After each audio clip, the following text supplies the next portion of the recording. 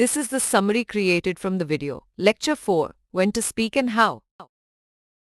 The session introduces the vast topic of speaking skills, outlining an interactive format with discussion forums, slides, activities, and reference materials.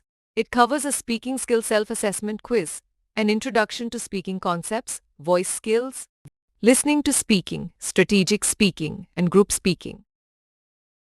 To transition smoothly from listening to speaking, one needs to identify the context and relevant skills, maintain full attention without distractions, make eye contact, and use gestures.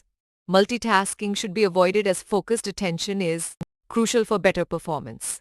The transition can be facilitated by asking questions, allowing completion, and avoiding unsolicited advice, self-stories, and overusing I statements.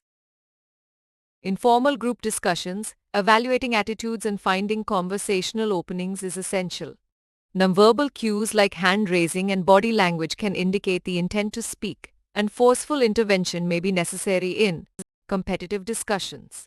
Adapting one's behavior to match the group's speaking style, whether restrained or aggressive, is crucial, and displaying empathy or assertiveness depends on the context.